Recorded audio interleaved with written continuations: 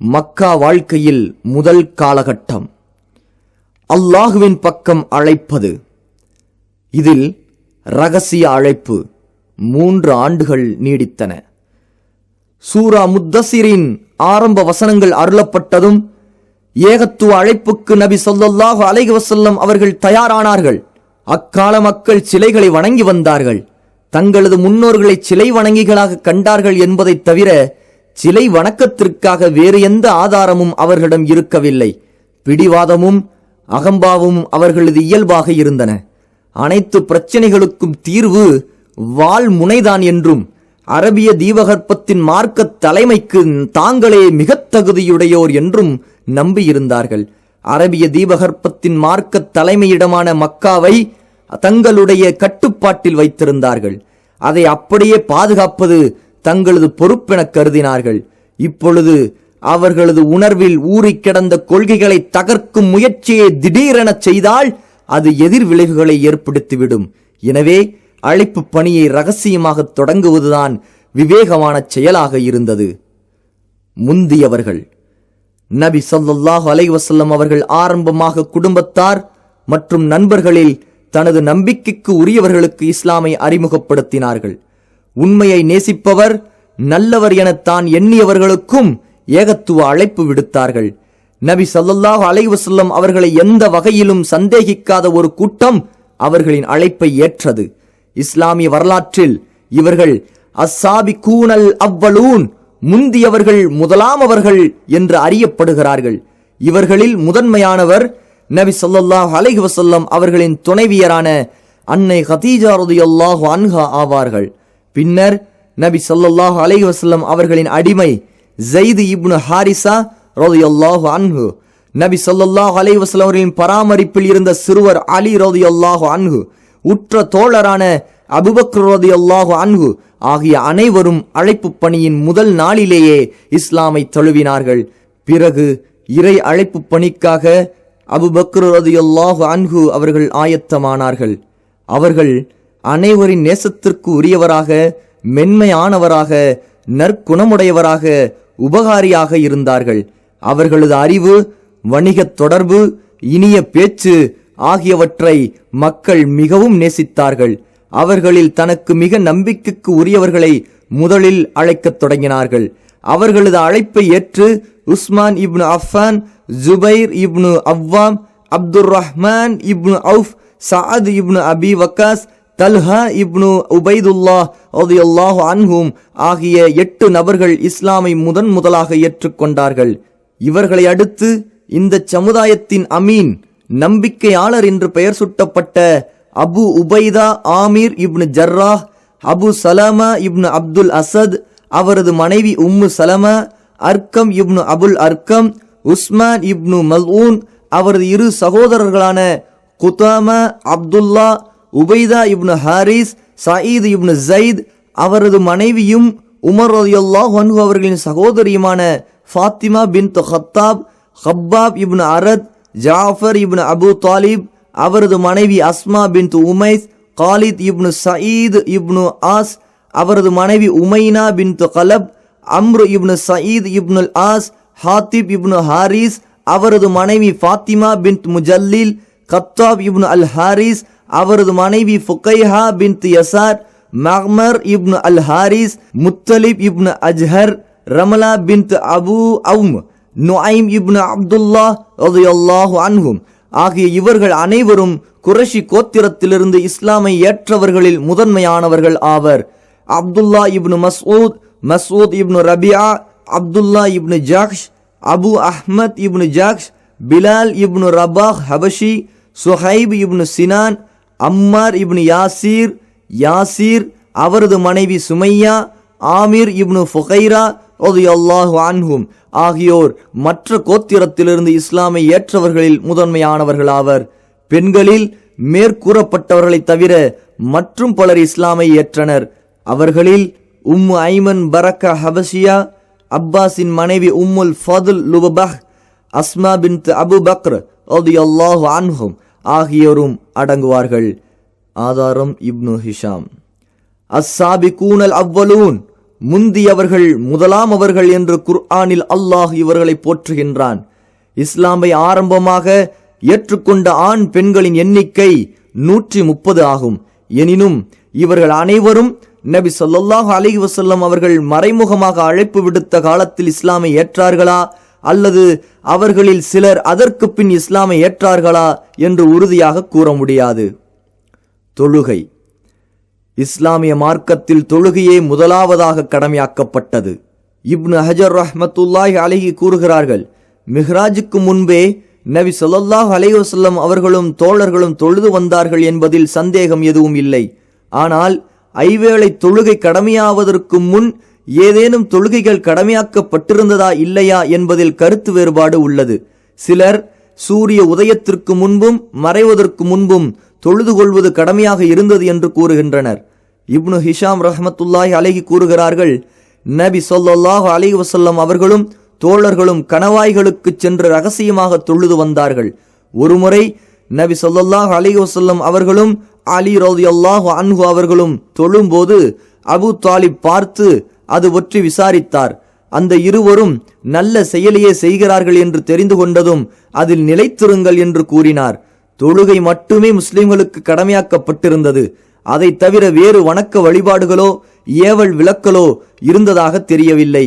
அக்காலகட்டத்தில் அவர்களுக்கு ஏகத்துவ விளக்கங்களை கற்றுக் கொடுத்து நல்ல பண்புகளில் ஆர்வமூட்டி அவர்களது இதயங்களை தூய்மைப்படுத்தும் இறை வசனங்கள் அருளப்பட்டன.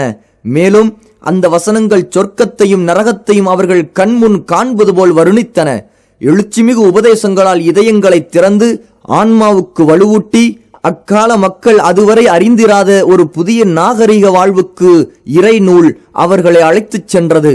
இவ்வாறே 3 ஆண்டுகள் கடந்தன. நபி ஸல்லல்லாஹு அலைஹி வஸல்லம் அவர்கள் அழைப்பை பகிரங்கப்படுத்தாமல் தனி நபர்களுக்கே அழைப்பு விடுத்தார்கள். குறைஷிகள் மட்டும் நபி ஸல்லல்லாஹு அலைஹி வஸல்லம் அவர்களின் அழைப்பு பணியை அறிந்திருந்தார்கள். மக்காவில் இஸ்லாம் குறித்த சர்ச்சை எழுந்து மக்களும் அது பற்றி பேசத் தொடங்கினார்கள். இதை பிடிக்காத சிலர் முஸ்லிம்களை இம்சித்தார்கள். எனினும் நபி ஸல்லல்லாஹு அலைஹி வஸல்லம் அவர்கள் அந்த மக்களின் மார்க்கத்தையும் சிலைகளையும் விமர்சிக்காததால் நபி ஸல்லல்லாஹு அலைஹி வஸல்லம் அவர்களின் அழைப்பை மக்காவாசிகள் ஒரு பொருட்டாக எடுத்துக்கொள்ளவில்லை. மக்கா வாழ்க்கையின் 2ஆம் காலகட்டம். பகிரங்க அழைப்பு. சகோதரத்துவம் பேணுதல், உதவி ஒத்தாசை புரிதல் போன்ற நற்பண்புகளுடன் தூதுத்துவத்தை சுமந்து அதை எடுத்துரைக்கும் ஆற்றல் பெற்ற முஸ்லிம்களின் ஒரு கூட்டம் தயாரான போது இஸ்லாமிய அழைப்பை பகிரங்கப்படுத்தி தீமையை நன்மைகளால் எதிர்கொள்ள வேண்டும் என்று நபி ஸல்லல்லாஹு அலைஹி வஸல்லம் அவர்களுக்கு கட்டளை பிறப்பிக்கப்பட்டது. இது தொடர்பாக முதலாவதாக, நீங்கள் உங்களுடைய நெருங்கிய உறவினர்களுக்கு அச்சமூட்டி எச்சரிக்கை செய்யுங்கள். அல் குர்ஆன் அத்தியாயம் 26 வசனம் 214 என்ற வசனம் அருளப்பட்டது.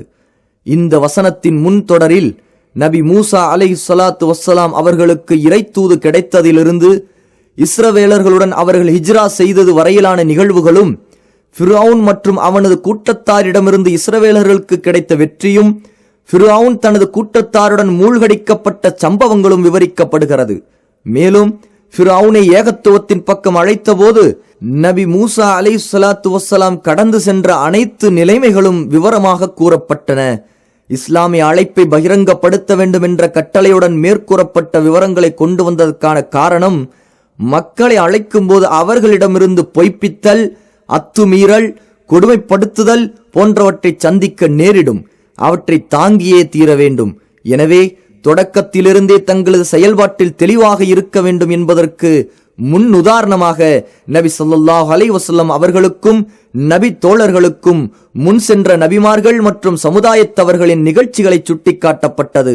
இந்த மார்க்கத்தை பொய்யாக்குபவர்கள் தங்களது நிலையிலேயே தொடர்ந்தால் அவர்களுக்கு ஏற்படும் இழிவான முடிவையும் அல்லாஹ்வின் தண்டனையும் தெரிந்து கொள்ள வேண்டும்.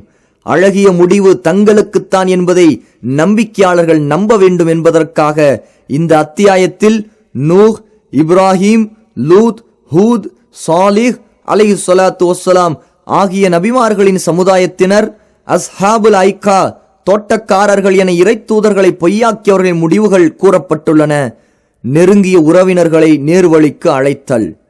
இந்த வசனம் அருளப்பட்டதும் நபி ஸல்லல்லாஹு அலைஹி வஸல்லம் தங்களது நெருங்கிய உறவினர்களான ஹாஷிம் குடும்பத்தாரை அழைத்தார்கள். அவர்களுடன் முத்தலிபின் வம்சத்தில் சிலரும் சேர்ந்து மொத்தம் 45 ஆண்கள் வந்தனர். நபி ஸல்லல்லாஹு அலைஹி வஸல்லம் பேசத் தொடங்கிய போது அபு லஹப் முந்திக் கொண்டு, இவர்கள் உமது தந்தையின் சகோதரர்களும் அவருடைய பிள்ளைகளும் ஆவர். அதை நினைவில் கொண்டு பேசு. மதம் மாறியவர்களை பற்றி இங்கு பேசாதே. அறிந்துகொள், அரபியர்களில் உன்னுடைய கூட்டத்தாருக்கு எந்த ஒரு வலிமையும் இல்லை. உன்னை தண்டிப்பதற்கு நானே மிக தகுதியானவன். நீ கூறும் இந்த ஏகத்துவத்தில் நீ உறுதியாக இருந்தால் அது அரபிகளின் துணையுடன் குறைஷி குடும்பத்தினர் உன் மீது பாய்வதற்கு ஏதுவாகிவிடும். தனது தந்தையின் சொந்தக்காரர்களுக்கு உன்னைப் போல தீங்கிழைத்த எவரையும் நான் கண்டதில்லை என்று கூறினான். இதனால் நபி ஸல்லல்லாஹு அலைஹி வஸல்லம் அந்த சபையில் பேசாமல் இருந்து விட்டார்கள். 2வது முறையாகவும் ஹாஷிம் குடும்பத்தாரை அழைத்து, எல்லா புகழும் அல்லாஹுவுக்கே, அவனையே புகழ்கிறேன், அவனிடமே உதவி தேடுகிறேன், அவன் மீது நம்பிக்கை வைக்கிறேன், அவனிடமே பொறுப்பு ஒப்படைக்கிறேன். வணக்கத்திற்கு உரியவன் அல்லாஹ் ஒருவனைத் தவிர வேறு எவனும் இல்லை, அவனுக்கு இணை யாரும் இல்லை என்று சாட்சி சொல்கிறேன் என கூறி தொடர்ந்தார்கள். நிச்சயமாக ராயித், போருக்கு செல்லும் வீரர்கள் தங்குவதற்கு ஏற்ற இடங்களையும் நீர்நிலைகளையும் அறிந்து வருவதற்காக அனுப்பப்படும் தூதர் பொய்யுரைக்க மாட்டார். எந்த அல்லாஹுவை தவிர வணக்கத்திற்கு தகுதியானவன் வேறு யாரும் இல்லையோ அவன் மீது சத்தியமாக, நிச்சயமாக நான் குறிப்பாக உங்களுக்கும் பொதுவாக ஏனைய மக்களுக்கும் அனுப்பப்பட்ட அல்லாஹுவின் தூதராவேன். அல்லாஹுவின் மீது சத்தியமாக, நீங்கள் உறங்குவது போன்றே மரணிப்பீர்கள், நீங்கள் விழிப்பது போன்றே எழுப்பப்படுவீர்கள், உங்களது செயல்கள் குறித்து விசாரணை செய்யப்படுவீர்கள். நிச்சயமாக அது நிரந்தர சொர்க்கமாக அல்லது நிரந்தர நரகமாக இருக்கும் என்று உரையாற்றி முடித்தார்கள். அப்போது அபு தாலிப் கூறினார், உனக்கு உதவி செய்வது எங்களுக்கு மிகவும் விருப்பமானதே, உனது உபதேசத்தை ஏற்பதும் எங்களுக்கு பிரியமானதே, உனது பேச்சை மிக உறுதியாக உண்மைப்படுத்துகிறோம். இதோ உனது பாட்டனாரின் குடும்பத்தார், நானும் அவர்களில் ஒருவன்தான். எனினும் நீ விரும்புவதை அவர்களை விட நான் விரைவாக ஏற்றுக்கொள்வேன். எனவே உனக்கிடப்பட்ட கட்டளையை நீ நிறைவேற்றுவதில் நீ உறுதியாக இரு. அல்லாஹின் மீது சத்தியமாக நான் உன்னை சூழ்ந்து நின்று பாதுகாப்பேன். எனினும் எனது மனம் அப்துல் முத்தலிபின் மார்க்கத்தை விட்டு பிரிய விரும்பவில்லை என்றார். அப்போது அபு லஹப், அல்லாஹின் மீது சத்தியமாக இந்த அழைப்பு மிக இழிவானது. இவரை மற்றவர்கள் தண்டிக்கும் முன் நீங்களே தடுத்து விடுங்கள் என்றான். அதற்கு அபு தாலிப், அல்லாஹின் மீது சத்தியமாக நாங்கள் இருக்கும் வரை அவரை பாதுகாப்போம் என்று கூறிவிட்டார். ஆதாரம் அல் காமில். சஃபா மலையின் மீது அபு தாலிப் தனக்கு பாதுகாப்பளிப்பார் என்று நபி ஸல்லல்லாஹு அலைஹி வஸல்லம் உறுதியாக அறிந்த பின் இறை மார்க்கத்தை எடுத்துரைப்பதற்காக சஃபா மலை உச்சியில் ஏறி நின்று யா சபாஹா, யா சபாஹா என்று சத்தமிட்டார்கள்.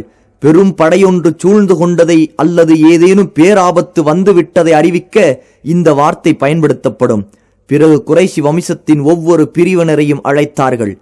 ஃபஹ்ரு குடும்பத்தாரே, அதி குடும்பத்தாரே, அப்து முனாஃபின் குடும்பத்தாரே, அப்துல் முத்தலிஃபின் குடும்பத்தாரே என்று அழைத்தார்கள். அவர்களது அழைப்பை செவியற்று இவ்வாறு அழைப்பவர் யார் என வினவ சிலர் முஹம்மது என்று கூறினர். உடனே குறைஷியர்களில் அபு லஹப் மற்றும் பலரும் அங்கு குழுமினார்கள். வர இயலாதவர்கள் தங்கள் சார்பாக ஒருவரை அவர் சொல்வதை கேட்டு வருமாறு கூறி அனுப்பினார்கள்.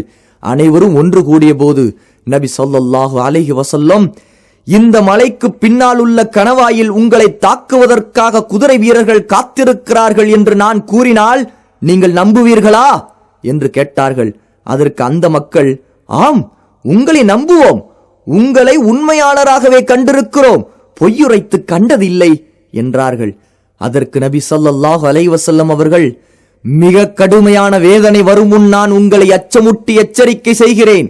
எனக்கும் உங்களுக்கும் உள்ள உதாரணம், ஒருவர் எதிரிகளை பார்த்து அவர்கள் தன்னை முந்திச் சென்று தனது கூட்டத்தினர் திடீரென தாக்கிவிடக் கூடாது என்பதற்காக மலை உச்சியில் ஏறி யா சபாஹா என்று அழைத்தவரை போன்றாவேன். பிறகு நபி ஸல்லல்லாஹு அலைஹி வஸல்லம் அவர்கள் அந்த மக்களை சத்தியத்தின் பக்கம் அழைத்து அல்லாஹுவின் வேதனை குறித்து அச்சமுட்டி எச்சரிக்கை செய்தார்கள். ஒவ்வொரு கூட்டத்தாரின் பெயர்களை தனித்தனியாகவும் பொதுவாகவும் குறிப்பிட்டு கூறினார்கள். குறைஷியரே, அல்லாஹுவிடமிருந்து உங்களது ஆன்மாக்களை விலைக்கு வாங்கிக் கொள்ளுங்கள், உங்களை நரகிலிருந்து பாதுகாத்துக் கொள்ளுங்கள். நிச்சயமாக நான் உங்களுக்கு அல்லாஹ்வின் புறத்திலிருந்து எந்த ஒரு நன்மைக்கும் தீமைக்கும் பொறுப்பாக முடியாது. அல்லாஹ்வை தவிர்த்து உங்களுக்கு நான் எந்த பலனும் அளிக்க முடியாது. காஃப் இப்னு லுவையின் கிளையாரே, உங்களை நரகிலிருந்து பாதுகாத்துக் கொள்ளுங்கள். உங்களது எந்த ஒரு நன்மை தீமைக்கும் நான் பொறுப்பாக முடியாது. முர்ரா இப்னு காபின் கிளையாரே, உங்களை நரகிலிருந்து பாதுகாத்துக் கொள்ளுங்கள். குசையின் கிளையாரே, உங்களை நரகிலிருந்து பாதுகாத்துக் கொள்ளுங்கள். உங்களது எந்த ஒரு நன்மை தீமைக்கும் நான் பொறுப்பாக முடியாது. அப்துல் முனாஃபின் கிளையாரே, உங்களை நரகிலிருந்து பாதுகாத்துக் கொள்ளுங்கள். நிச்சயமாக நான் உங்களுக்கு அல்லாஹ்வின் புறத்திலிருந்து எந்த ஒரு நன்மைக்கும் தீமைக்கும் பொறுப்பாக முடியாது. அல்லாஹ்வை தவிர்த்து உங்களுக்கு நான் எந்த பலனும் அளிக்க முடியாது. அப்து ஷம்ஸ் கிளையாரே, உங்களை நரகிலிருந்து பாதுகாத்துக் கொள்ளுங்கள். ஹாஷிம் கிளையாரே, உங்களை நரகிலிருந்து பாதுகாத்துக் கொள்ளுங்கள். அப்துல் முத்தலிபின் கிளையாரே, உங்களை நரகிலிருந்து பாதுகாத்துக் கொள்ளுங்கள். உங்களது எந்த ஒரு நன்மைக்கும் தீமைக்கும் நான் பொறுப்பாக முடியாது. அல்லாஹ்வை தவிர்த்து உங்களுக்கு நான் எந்த பலனும் அளிக்க முடியாது. அப்துல் முத்தலிபின் மகன் அப்பாஸே, அல்லாஹ்வை தவிர்த்து உங்களுக்கு நான் எந்த பலனும் அளிக்க முடியாது. அல்லாஹுடைய தூதரின் மாமியான அப்துல் முத்தலிபின் மகள் சஃபியாவே, அல்லாஹ்வை தவிர்த்து உங்களுக்கு நான் எந்த பலனும் அளிக்க முடியாது. அல்லாஹுவின் தூதர் முஹம்மதின் மகள் ஃபாத்திமாவே, எனது செல்வத்திலிருந்து விரும்பியதை கேட்டு பெற்றுக்கொள். உங்களை நரகிலிருந்து பாதுகாத்துக் கொள்ளுங்கள். நிச்சயமாக நான் உங்களது நன்மைக்கும் தீமைக்கும் பொறுப்பாக முடியாது. அல்லாஹுவை விட்டு உங்களுக்கு நான் எந்த பலனும் அளிக்க முடியாது. எனினும் மக்களே, உங்களுடன் இரத்த பந்தம் எனும் உறவு இருக்கிறது. உரிய முறையில் இரத்த பந்தத்திற்கான கடமைகளை நிறைவேற்றுவேன் என்று கூறி முடித்தார்கள். இந்த எச்சரிக்கை முடிந்ததும் மக்கள் எதுவும் கூறாமல் கலைந்து சென்றார்கள். ஆனால் அபு லஹப் மட்டும் குரோதத்துடன் நபி ஸல்லல்லாஹு அலைஹி வஸல்லம் அவர்களை எதிர்கொண்டான். நாள் முழுவதும் உனக்கு நாசம் உண்டாகட்டும், இதற்காகத்தான் எங்களை கூட்டினாயா என்று கூறினான். அவனை கண்டித்து, அழியட்டும் அபு லஹபின் இரு கரங்கள், அவனும் அழியட்டும் என்ற 111வது அத்தியாயத்தின் வசனம் இறங்கியது. ஆதாரம் சஹீஹுல் புகாரி, சஹீஹ் முஸ்லிம், ஜாமியு திர்மிதி, ஃபத்ஹுல் பாரி. இவ்வாறாக ஏகத்துவ குரல் ஓங்கியது. நபி ஸல்லல்லாஹு அலைஹி வஸல்லம் தங்களது நெருங்கிய உறவினர்களிடம், நீங்கள் இந்த தூதுத்துவத்தை நான் அல்லாஹ்வின் தூதர் என்பதை ஏற்றால்தான் நம்மிடையே உறவு நீடிக்கும். இதைத் தவிர அரபுகள் கொண்டிருக்கும் குடும்ப உறவுகள் எல்லாம் அல்லாஹ்வின் எச்சரிக்கையின் முன்னால் ஒன்றுமில்லாமல் ஆகிவிடும் என்று கூறி தங்களது நிலையை மிக தெளிவாக அறிவித்து விட்டார்கள். இவ்வாறே அழைப்பு பணியின் குரல் மக்காவின் நாலா திசைகளிலும் எதிரொலித்தது. ஆகவே உங்களுக்கு ஏவப்பட்டதை தயக்கமின்றி நீங்கள் அவர்களுக்கு விவரித்து விடுங்கள், விவரித்து அறிவித்து விடுங்கள். மேலும் இணை வைத்து வணங்குபவர்களை புறக்கணித்து விடுங்கள். அல் குர்ஆன் அத்தியாயம் 15 வசனம் 94 என்ற வசனத்தை அல்லாஹ் இறக்கி அருளினான். இதைத் தொடர்ந்து நபி ஸல்லல்லாஹு அலைஹி வஸல்லம் நிராகரிப்பவர்களின் சபைகளை துணிந்து நின்று அல்லாஹுவின் பக்கம் அழைக்கத் தொடங்கினார்கள். முன் சென்ற நபிமார்கள் தங்கள் சமுதாயத்தினருக்கு கூறி வந்த, நீங்கள் அல்லாஹ் ஒருவனையே வணங்குங்கள், அவனை தவிர வேறு இறைவன் உங்களுக்கு இல்லை, அல் குர்ஆன் 7ஆம் அத்தியாயம் வசனம் 59 என்ற வசனத்தை அவர்களுக்கு ஓதி காண்பித்தார்கள். நிராகரிப்பவர்களின் கண் முன்னே காபாவின் முற்றத்தில் பட்ட பகலில் பகிரங்கமாக அல்லாஹுவை வணங்கத் தொடங்கினார்கள். நபி ஸல்லல்லாஹு அலைஹி வஸல்லம் அவர்களின் ஏகத்துவ அழைப்புக்கு மக்களிடையே ஆதரவு அதிகரித்தது. ஒருவர் பின் ஒருவராக அல்லாஹுவின் மார்க்கத்தை தழுவினார்கள். அதனால் இஸ்லாமை ஏற்றவர்களுக்கும் அவரது குடும்பத்தில் இஸ்லாமை ஏற்காதவர்களுக்கும் இடையே சண்டை சச்சரவுகள் தோன்றின. நாளுக்கு நாள் இஸ்லாமின் வளர்ச்சியை கண்ட குறைஷிகள் கடுங்கோபத்தில் மூழ்கினர். ஹாஜிகளை தடுத்தல். இந்த காலகட்டத்தில் குறைஷியருக்கு மற்றொரு கவலையும் ஏற்பட்டது. அதாவது பகிரங்க இஸ்லாமிய அழைப்பு பணி தொடங்கிய சில நாட்களிலேயே ஹஜ்ஜின் காலம் நெருங்கி வந்தது. ஹஜ்ஜுக்கு வரும் அரபு கூட்டத்தினர் முஹம்மதின் அழைப்பினால் மனம் மாறிவிடலாம். எனவே ஹாஜிகளை சந்தித்து முஹம்மதை பற்றி முன்கூட்டி எச்சரிக்கை செய்ய வேண்டும் என்பதற்காக குறைஷியர்கள் வலீத் இப்னு முகைராவிடம் ஒன்று கூடினார்கள். குறைஷிகளிடம் அவன், இந்த விஷயத்தில் நீங்கள் அனைவரும் ஒருமித்த கருத்தை கூறுங்கள், இல்லையென்றால் ஒருவரின் கூற்றுக்கு மற்றவரின் கூற்று மறுப்பாகி ஒருவர் மற்றவரை பொய்யராக்கிக் கொள்வீர்கள் என்று கூறினான். அந்த மக்கள், நீயே ஒரு ஆலோசனை சொல்லிவிடு, நாங்கள் அதற்கேற்ப நடந்து கொள்கிறோம் என்றார்கள். அவன், இல்லை, நீங்கள் கூறுங்கள், அதை கேட்டு நான் ஒரு முடிவு செய்கிறேன் என்றான். குறைஷியர்கள் அவரை, அதாவது முஹம்மதை ஜோசியக்காரர் என்று கூறலாமா என்று கேட்டார்கள். அதற்கு வலீத், இல்லை, அல்லாஹ்வின் மீது சத்தியமாக அவர் ஜோதிடர் அல்லர். ஏனென்றால் நாம் ஜோதிடர் பலரை கண்டிருக்கிறோம், ஆனால் இவரது பேச்சு ஜோதிடனின் உளறல்களாகவோ பேச்சுகளாகவோ இல்லை என்றான். அதற்கடுத்து குறைஷியர்கள் அவரை பைத்தியக்காரர் என்று கூறலாமா என்றார்கள். அதற்கு வலீத், அவர் பைத்தியக்காரர் அல்லர். ஏனென்றால் பைத்தியக்காரன் எப்படி இருப்பான் என்பது நமக்கு நன்றாகவே தெரியும்.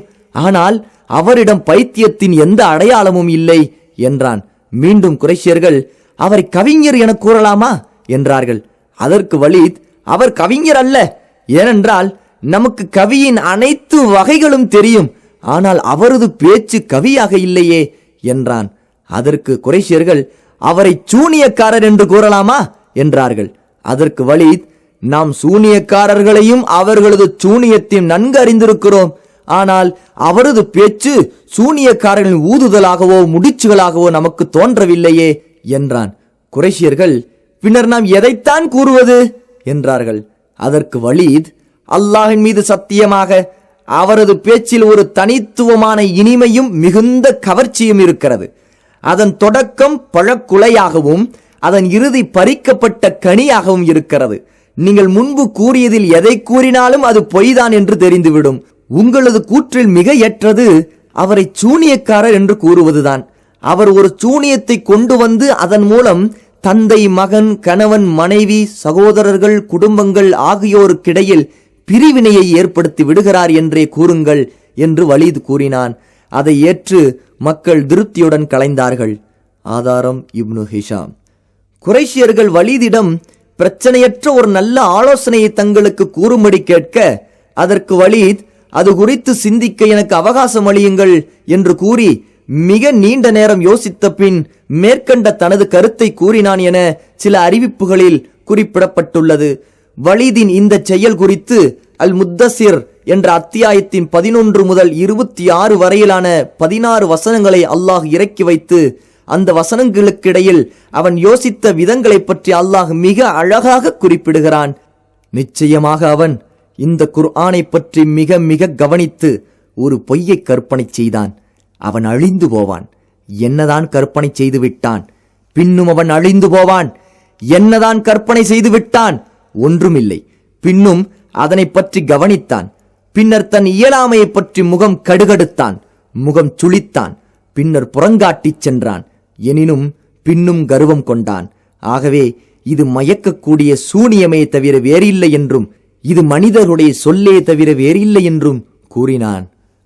அல் குர்ஆன் அத்தியாயம் 74 வசனங்கள் 18 25 வரை. இந்த முடிவுக்கு சபையினர் உடன்பட்டதும் அதை நிறைவேற்ற தயாரானார்கள். மக்கள் ஹஜ்ஜுக்கு வரும் வழிகளில் அமர்ந்து கொண்டு தங்களை கடந்து செல்பவர்களிடம் நபி ஸல்லல்லாஹு அலைஹி வஸல்லம் அவர்களை பற்றி எச்சரித்து தாங்கள் முடிவு செய்திருந்ததை கூறினார்கள். ஆனால் இதை லட்சியம் செய்யாத நபி ஸல்லல்லாஹு அலைஹி வஸல்லம் ஹாஜிகளின் தங்குமிடங்களிலும் பிரபலமான உக்கால், மஜன்னா, துல்மஜாஸ் ஆகிய சந்தைகளிலும் மக்களை தேடிச் சென்று அவர்களை அல்லாஹுவின் பக்கம் அழைத்தார்கள். நபி ஸல்லல்லாஹு அலைஹி வஸல்லம் அவர்களுக்கு பின் அபுலஹப் நின்று கொண்டு, இவர் சொல்வதை ஏற்காதீர்கள், நிச்சயமாக இவர் மதம் மாறியவர், பொய்யர் என்று கூறினான். இவர்களின் இவ்வாறான செயல்கள் அரபியர்களிடம் மென்மேலும் இஸ்லாம் பரவ காரணமாக அமைந்தன. ஹஜ்ஜை முடித்துச் சென்ற அரபியர்கள் நபி ஸல்லல்லாஹு அலைஹி வஸல்லம் அவர்களையும் அவர்கள் எடுத்துரைத்த இஸ்லாமையும் தங்களது நாடுகளில் எடுத்துரைத்தார்கள். அழைப்பு பணியில் இடையூறுகள். ஹஜ் காலம் முடிந்தது. இறை அழைப்பு பணியை அதன் ஆரம்ப நிலையிலேயே கருவறுத்திட வேண்டுமென குறைஷியர்கள் பல்வேறு வழிமுறைகளை கையாண்டார்கள். அவற்றின் சுருக்கம் இதுதான். முதல் வழிமுறை பரிகசித்தல், இழிவுபடுத்துதல், பொய்ப்பித்தல், எள்ளி நகையாடுதல். இது போன்ற இழி செயல்களால் முஸ்லிம்களை மனதளவில் பலவீனப்படுத்த எண்ணினார்கள். அற்பமான வசை சொற்களால் நபி ஸல்லல்லாஹு அலைஹி வஸல்லம் அவர்களை ஏசினார்கள். சில வேளைகளில் பைத்தியக்காரர் என்றார்கள். நமது நபியாகிய உங்களை நோக்கி கித்தாபு அருளப்பட்டதாக கூறும் நீங்கள் நிச்சயமாக பைத்தியக்காரர் தான் என்று கூறுகின்றனர். அல் குர்ஆன் அத்தியாயம் 15 வசனம் 6. சில வேளைகளில் நபி ஸல்லல்லாஹு அலைஹி வஸல்லம் அவர்களை சூனியக்காரர் என்றும் பொய்யர் என்றும் கூறினார்கள். அவர்களுக்கு அச்சமூட்டி எச்சரிக்கக்கூடிய ஒரு தூதர் ஆகிய நீங்கள் அவர்களின் இனத்திலிருந்தே அவர்களிடம் வந்ததை பற்றி அவர்கள் ஆச்சரியப்பட்டு இவர் மிக பொய் சொல்லும் சூனியக்காரர்தான் என்று உங்களை பற்றி நிராகரிப்பவர்கள் கூறுகிறார்கள். அல் குர்ஆன் அத்தியாயம் 38 வசனம் 4. வஞ்சகத்தனத்தையும் சுட்டரிக்கும் பார்வைகளையும் நபி ஸல்லல்லாஹு அலைஹி வஸல்லம் அவர்கள் மீது வீசினார்கள். நபியே, நிராகரிப்பவர்கள் நல்லுபதேசத்தை கேட்கும் போதெல்லாம் அவர்கள் தங்களுடைய பார்வைகளை கொண்டே உங்களை வீழ்த்தி விடுபவர்களைப் போல் கோபத்துடன் விரைக்க விரைக்க பார்க்கிறார்கள். அன்றி உங்களை பற்றி நிச்சயமாக அவர் பைத்தியக்காரர்தான் என்றும் கூறுகிறார்கள். அல் குர்ஆன் அத்தியாயம் 68 வசனம் 51. நபி ஸல்லல்லாஹு அலைஹி வஸல்லம் அவர்கள் தங்களது எளிய தோழர்களுடன் அமர்ந்திருக்கும் போது அவர்களை கேலி செய்வார்கள். நபியே, இவ்வாறே அவர்களில் சிலரை கொண்டு நாம் சோதித்ததில் எங்களை விட்டு ஏழைகளாகி இவர்கள் மீதா அல்லாஹ் அருள் புரிந்து விட்டான் என்று பணக்காரர்கள் கூற முற்பட்டார்கள். நன்றி செலுத்துபவர்களை அல்லாஹ் மிக அறிந்தவன் அல்லவா? அல் குர்ஆன் அத்தியாயம் 6 வசனம் 53. இதற்கு அல்லாஹ் இந்த வசனத்தின் இறுதியிலேயே பதிலளித்தான். மேலும் இறை நம்பிக்கையாளர்களை பார்த்து எவ்வாறெல்லாம் பரிகசித்தார்கள் என்பதையும் விவரிக்கிறான். நிச்சயமாக குற்றவாளிகளோ இன்று நம்பிக்கை கொண்டவர்களைக் கண்டு ஏளனமாக சிரிக்கிறார்கள். அவர்களின் சமீபமாக சென்றால் பரிகாசமாக தங்களுக்குள் ஒருவருக்கொருவர் கஞ்சாடையும் காட்டிக்கொள்கிறார்கள். அவர்களை விட்டும் விலகி தங்கள் குடும்பத்தாரிடம் சென்று விட்ட போதிலும் பின்னும் இவர்களுடைய விஷயங்களையே பரிகாசமாக பேசி மகிழ்ச்சி அடைகிறார்கள். வழியில் இவர்களை கண்டால் இவர்களை சுட்டி காண்பித்து நிச்சயமாக இவர்கள் வழிகட்டு போனார்கள் என்றும் கூறுகிறார்கள். நம்பிக்கையாளர்களை பற்றி எதற்காக இவர்கள் இவ்வளவு கவலைப்படுகிறார்கள்? இவர்கள் அவர்கள் மீது பாதுகாப்பாளர்களாக அனுப்பப்படவில்லையே. அல் குர்ஆன் அத்தியாயம் 83 வசனங்கள் 29 33 வரை. இவ்வாறு ஒவ்வொரு நாளும் கேலி, கிண்டல், குத்தி பேசுதல் போன்ற இடையூறுகளை அதிகரித்துக் கொண்டே சென்றனர். இது நபி ஸல்லல்லாஹு அலைஹி வஸல்லம் அவர்களின் மனதை பெரிதும் பாதித்தது. இது குறித்து அல் குர்ஆனில் அல்லாஹ் கூறுகிறான், நபியே, உங்களை பற்றி அவர்கள் கேவலமாக கூறுபவை உங்கள் உள்ளத்தை நெருக்குகிறது என்பதை நிச்சயமாக நாம் அறிவோம். அதை நீங்கள் ஒரு சிறிதும் பொருட்படுத்தாதீர்கள். பிறகு அவர்களது மன நெருக்கடியை அகற்றும் வழியை கூறி அவர்களை உறுதிப்படுத்துகிறான். நீங்கள் உங்கள் இறைவனை துதி செய்து புகழ்ந்து அவனுக்கு சிரம் பணிந்து வணங்குங்கள். உமக்கு யகீன் என்னும் மரணம் ஏற்படும் வரையில் இவ்வாறே உங்கள் இறைவனை வணங்கிக் கொண்டிருங்கள். அல் குர்ஆன் அத்தியாயம் 16 வசனம் 97. மேலும் பரிகசிப்பவர்களின் தீங்கிலிருந்து நபி ஸல்லல்லாஹு அலைஹி வஸல்லம் அவர்களை பாதுகாப்பதாக அல்லாஹ் உறுதியளிக்கிறான்.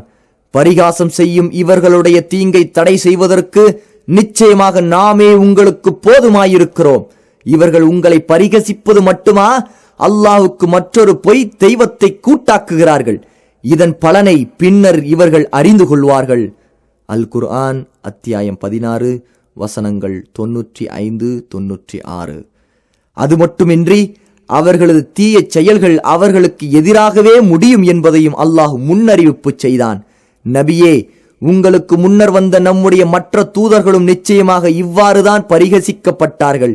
முடிவில் அவர்கள் எந்த வேதனை பரிகசித்துக் கொண்டிருந்தார்களோ அது அவர்களை வந்து சூழ்ந்து கொண்டது. அல் குர்ஆன் அத்தியாயம் 6 வசனம் 10. அடுத்த வழிமுறை சந்தேகங்களை கிளறுவதும் பொய்ப் பிரச்சாரத்தை முடுக்கி விடுவதும்.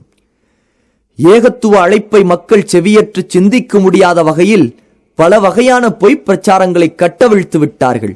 குர்ஆனை பற்றி இவ்வாறு சொன்னார்கள், இவை சிதறிய சிந்தனையால் ஏற்பட்ட வாக்கியங்கள். இவர் தாமே இதனை பொய்யாக கற்பனை செய்து கொண்டார். மேலும் நபி ஸல்லல்லாஹு அலைஹி வஸல்லம் அவர்கள் ஒரு கவிஞர்தான். தன் கவிதை ஆற்றலால் அமைத்த வாக்கியங்களை இவை. இரவில் பொய்யான கனவுகளை கண்டு பகலில் அதை வசனமாக ஓதி காட்டுகிறார். நபி ஸல்லல்லாஹு அலைஹி வஸல்லம் அவர்கள் தாமாகவே அதை புனைந்து கொள்கிறார். குர்ஆனை இவருக்கு கற்றுத்தருவது ஒரு மனிதர்தான்.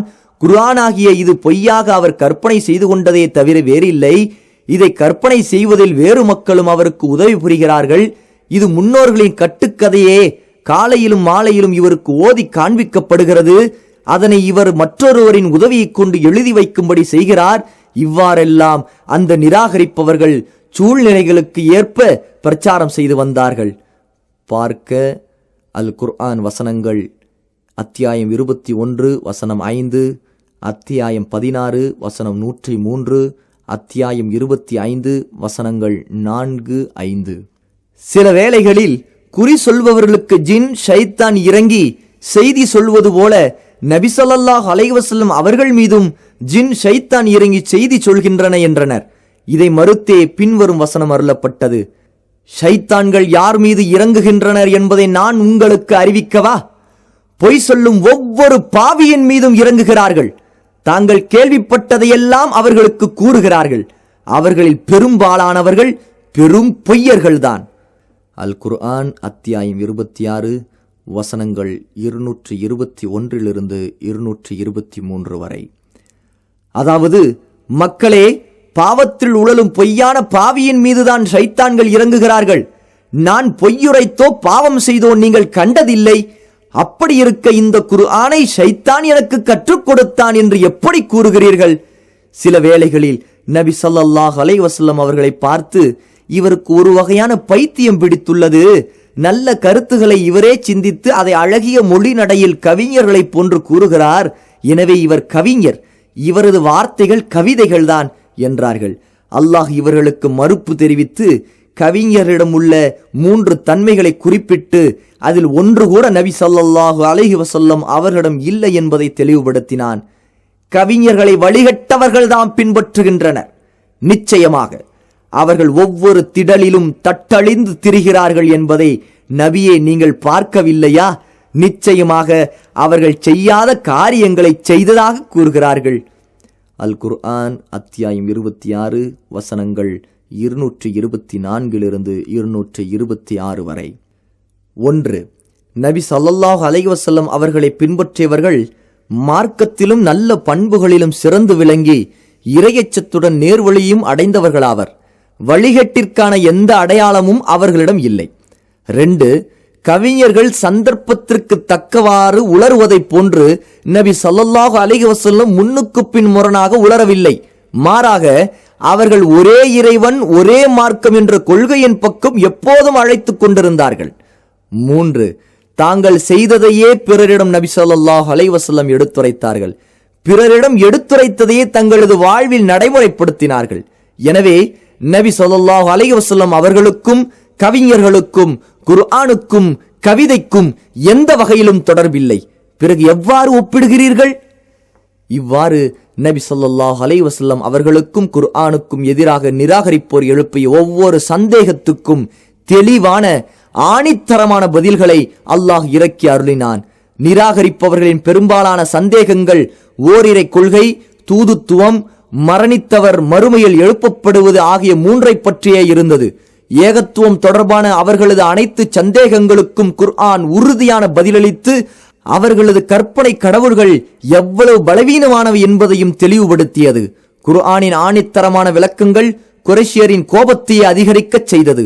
அவர்கள் நபி ஸல்லல்லாஹு அலைஹி வஸல்லம் அவர்களை உண்மையாளர், நம்பிக்கைக்குரியவர், இரையச்சமிக்க ஒழுக்கச்சீலர் என்று உறுதி கொண்டிருந்த அதே நேரத்தில் அவர் அல்லாஹ்வின் உண்மையான தூதர்தானா என சந்தேகித்தார்கள். ஏனென்றால் நபித்துவம் என்பது மிக உயர்ந்த ஒன்று, அதை சாதாரண மனிதர்களால் பெற முடியாது என அவர்கள் உறுதியாக நம்பியிருந்தார்கள். எனவே அல்லாஹ் தனக்களித்த நபித்துவத்தை பற்றி அறிவித்து அல்லாஹ்வை நம்பிக்கை கொள்ளுங்கள் என நபி ஸல்லல்லாஹு அலைஹி வஸல்லம் அவர்கள் அழைப்பு விடுத்த போது இணை வைப்பவர்கள் திகைத்து போய் பின்வாங்கினார்கள். இவர்களின் இந்த கூற்றுகள் பற்றியே அல்லாஹ் இந்த வசனங்களை இறக்கினான். மேலும் அவர்கள் கூறுகிறார்கள், இந்த தூதருக்கு என்ன நேர்ந்தது? அவர் நம்மைப் போலவே உணவு உண்ணுகிறார், கடைகளுக்கும் செல்கிறார். அவர் இறைவனுடைய தூதராக இருந்தால் அவருக்காக யாதொரு வானவர் இறக்கி வைக்கப்பட்டிருக்க வேண்டாமா? அவ்வாறாயின் அவர் அவருடன் இருந்து கொண்டு அச்சமுட்டி எச்சரிக்கை செய்து கொண்டிருப்பாரே. அல் குர்ஆன் அத்தியாயம் 25 வசனம் 7. மேலும் முஹம்மது மனிதராயிற்றே, மனிதர் எவருக்கும் யாதொன்றையும் அல்லாஹ் அருளவே இல்லை என்று அவர்கள் கூறுகிறார்கள். அல் குர்ஆன் அத்தியாயம் 6 வசனம் 91. அவர்களுக்கு மறுப்பு தெரிவித்து அல்லாஹ் அதே வசனத்தில் கூறுகிறான், நபியே, அவர்களை நோக்கி நீங்கள் கேளுங்கள், மனிதர்களுக்கு ஒளியையும் நேர்வழியையும் தரக்கூடிய தௌராத் என்னும் நூலை நபி மூசாவுக்கு அருளியது யார்? அல் குர்ஆன் அத்தியாயம் 6 வசனம் 91. மூசா அலைஹிஸ்ஸலாத்து வஸ்ஸலாம் மனிதர்தாம் என்று அவர்கள் நன்கு விளங்கியிருந்தார்கள். அப்படி இருக்க முஹம்மது ஸல்லல்லாஹு அலைஹி வஸல்லம் மனிதராக இருப்பதுடன் அல்லாஹ்வின் தூதராக ஏன் இருக்கக்கூடாது? ஒவ்வொரு கூட்டத்தாரும் தங்களுக்கு அனுப்பப்பட்ட தூதர்களின் தூதுத்துவத்தை மறுத்து இவ்வாறுதான் கூறினார்கள். அதற்கு அவர்கள், நீங்கள் நம்மை போன்ற சாதாரண மனிதர்களே தவிர வேறில்லை என்று கூறினார்கள். அல் குர்ஆன் அத்தியாயம் 14 வசனம் 10. இவர்களின் இந்த கூற்றுக்கு பதிலாக இறை தூதர்கள் கூறினார்கள், நாங்கள் உங்களைப் போன்ற மனிதர்கள்தாம், எனினும் அல்லாஹ் தன் அடியார்களில் தான் விரும்பியவர்கள் மீது அருள் புரிகிறான். அல் குர்ஆன் அத்தியாயம் 14 வசனம் 11. ஆகவே இறை தூதர்களும் மனிதர்கள்தான். எனவே மனிதராக இருப்பது நபித்துவத்திற்கு எந்த வகையிலும் முரண்பாடானது அல்ல என்பதை இந்த வசனங்கள் தெளிவுபடுத்தின. இப்ராஹிம், இஸ்மாயில், மூசா அலைஹிஸ்ஸலாத்து வஸ்ஸலாம் ஆகிய அனைவரும் மனிதர்களாக இருந்து அல்லாஹ்வின் தூதராகவும் இருந்தார்கள் என்பதை மக்காவாசிகள் ஏற்றிருந்ததால் நபி ஸல்லல்லாஹு அலைஹி வஸல்லம் அவர்கள் மீதான இந்த வாதத்தை விரைவிலேயே கைவிட்டுவிட்டு மற்றொரு சந்தேகத்தை கிளற ஆரம்பித்தார்கள். அதாவது, மிகவும் மகத்துவம் வாய்ந்த தூதுத்துவத்தை கொடுக்க இந்த அனாதையை தவிர வேறு எவரும் அல்லாஹுக்கு கிடைக்கவில்லையா? மக்கா, தாயிஃப் நகரத்தில் உள்ள செல்வமும் செல்வாக்கும் மிக்க பல தலைவர்கள் இருக்க அவர்களையெல்லாம் விட்டுவிட்டு ஆதரவற்றவரான இவரே அல்லாஹ் ஒருபோதும் தூதராக்க மாட்டான் என்று வாதிக்கத் தொடங்கினார்கள். அவர்கள் இந்த குற்றை அல்லாஹ் இவ்வாறு குறிப்பிடுகிறான், அன்றி தாயிஃப், மக்கா ஆகிய இந்த 2 ஊர்களில் உள்ள யாதொரு பெரிய மனிதன் மீது இந்த குர்ஆன் இறக்கி வைக்கப்பட்டிருக்க வேண்டாமா? அவ்வாறாயின் நாங்கள் அதை நம்பிக்கை கொண்டிருப்போம் என்றும் கூறுகிறார்கள். அல் குர்ஆன் அத்தியாயம் 43 வசனம் 31. இவர்களின் இந்த கூற்றுக்கு பதிலுரைத்து இந்த வசனங்களை அல்லாஹ் இறக்கினான். நபியே, உங்கள் இறைவனின் அருளை பங்கிடுபவர்கள் இவர்கள்தாமா? அல் குர்ஆன் அத்தியாயம் 43 வசனம் 32. அதாவது, தூதுத்துவம், வஹி, இறை செய்தி இரண்டும் அல்லாஹுவின் கருணையாகும். அதை தான் விரும்பியவர்களுக்கு கொடுக்கும் முழு உரிமையும் அவனுக்குத்தான் உரியது. அவ்வாறின்றி இவர்கள் விரும்பிய நபர்களுக்குத்தான் கிடைக்க வேண்டும் என்ற இந்த நிராகரிப்பாளர்கள் எண்ணுவது எந்த வகையில் நியாயம் என அல்லாஹ் வினா தொடுத்து, தூதுத்துவத்தை யாருக்கு கொடுப்பது என்பதை அவனே நன்கு அறிந்தவன் என அடுத்து வரும் வசனத்தில் கூறுகிறான். அவர்களிடம் யாதொரு வசனம் வந்தால் அல்லாஹுடைய தூதர்களுக்கு கொடுக்கப்பட்டது போன்ற நபித்துவத்தை எங்களுக்கும் கொடுக்கப்படும் வரையில் நாங்கள் அதை நம்பிக்கை கொள்ளவே மாட்டோம் என்று கூறுகிறார்கள். நபித்துவத்தை எங்கு எவருக்கு அளிப்பது என்பதை அல்லாஹுதான் நன்கறிவான். அல் குர்ஆன் அத்தியாயம் 6 வசனம் 124. இதற்கும் உரிய பதில்கள் கிடைக்கவே மற்றொரு சந்தேகத்தை கிளறினார்கள். உலகில் அரசர்கள் படை பட்டாளம் சூழ மிக கம்பீரமாக செழிப்பாக வாழ்ந்து கொண்டிருக்க, தன்னை அல்லாஹுவின் தூதரென வாதிக்கும் முஹம்மதோ சில கவல உணவுக்காக வாழ்க்கையில் இப்படியெல்லாம் சிரமப்படுகிறாரே என்றார்கள். பின்னும் அவர்கள் கூறுகிறார்கள், இந்த தூதருக்கு என்ன நேர்ந்தது? அவர் நம்மைப் போலவே உணவு உண்ணுகிறார், கடைகளுக்கும் செல்லுகிறார். அவர் இறைவனுடைய தூதராக இருந்தால் அவருக்காக யாதொரு வானவர் இறக்கி வைக்கப்பட்டிருக்க வேண்டாமா? அவ்வாறாயின் அவர் அவருடன் இருந்து கொண்டு அச்சமூட்டி எச்சரிக்கை செய்து கொண்டிருப்பாரே, அல்லது அவருக்கு யாதொரு புதையல் கொடுக்கப்பட வேண்டாமா? அல்லது அவர் புசிப்பதற்கு வேண்டிய யாதொரு சோலை அவருக்கு இருக்க வேண்டாமா என்று கூறுகின்றனர். அன்றி இந்த அக்கிரமக்காரர்கள் நம்பிக்கையாளர்களை நோக்கி, நீங்கள் சூனியம் செய்யப்பட்ட ஒரு மனிதரையே பின்பற்றுகிறீர்கள் என்றும் கூறுகிறார்கள். அல் குர்ஆன் அத்தியாயம் 25 வசனங்கள் 7-8. நிராகரிப்பவர்களின் மேற்கூறிய கூற்றுக்குரிய பதிலை அல்லாஹ் அதை தொடர்ந்துள்ள 9, 10, 11 வசனங்களில் இவ்வாறு குறிப்பிடுகிறான். ஆகவே நபியே, உங்களை பற்றி இந்த அக்கிரமக்காரர்கள் என்னென்ன வருணிப்புகள் கூறுகின்றார்கள் என்பதை கவனித்து பாருங்கள். ஆகவே இவர்கள் முற்றிலும் வழிகட்டு விட்டார்கள். நேரான வழியை அடைய இவர்களால் முடியாது. நபியே, உங்களது இறைவனாகி அவன் மிக்க பாக்கியமுடையவன். அவன் நாடினால் இந்த நிராகரிப்பவர்கள் கோரும் அவற்றை சொந்தமாக்கி மிக்க மேலான சொர்க்கத்தை உங்களுக்கு தரக்கூடியவன். அவற்றில் நீர் அருவிகள் தொடர்ந்து ஓடிக்கொண்டே இருக்கும். அதில் உங்களுக்கு பல மாட மாளிகைகளையும் அமைத்து விடுவான். உண்மையில் இவர்கள் விசாரணை காலத்தை பொய்யாக்குகிறார்கள்.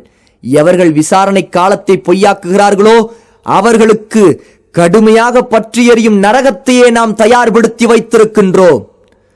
அல் குர்ஆன் அத்தியாயம் 25 வசனங்கள் 9-11 வரை.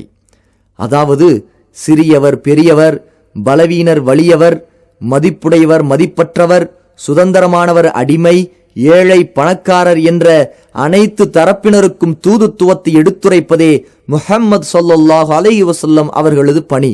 எனவே அரசாங்க தூதர்களைப் போல படை பட்டாளம், பாதுகாவலர், பணியாட்கள் ஆகியோர் சூழ முஹம்மது ஸல்லல்லாஹு அலைஹி வஸல்லம் இருந்தால் மக்களில் பெரும்பான்மையாக இருக்கும் சாதாரண மனிதர்களும் ஏழை எளியோரும் எவ்வாறு அவரை சந்தித்து பயன்பெற முடியும்?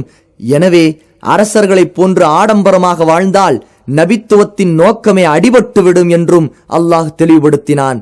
அடுத்து, மரணத்துக்கு பின் எழுப்பப்படுவதை அவர்கள் மறுத்து வந்தார்கள். அது அறிவுக்கு எட்டாததாகவும் ஆச்சரியமானதாகவும் அவர்களுக்கு தென்பட்டது. அவர்களின் இந்த கூற்றை பற்றி இதோ அல் குர்ஆன் விவரிக்கிறது. நாம் இறந்து உக்கி எலும்பாகவும் மண்ணாகவும் போன பின்னர் மெய்யாகவே நாம் எழுப்பப்படுவோமா என்றும், அவ்வாறே நம்முடைய மூதாதைகளுமா எழுப்பப்படுவார்கள் என்றும் பரிகாசமாக கூறுகின்றனர்.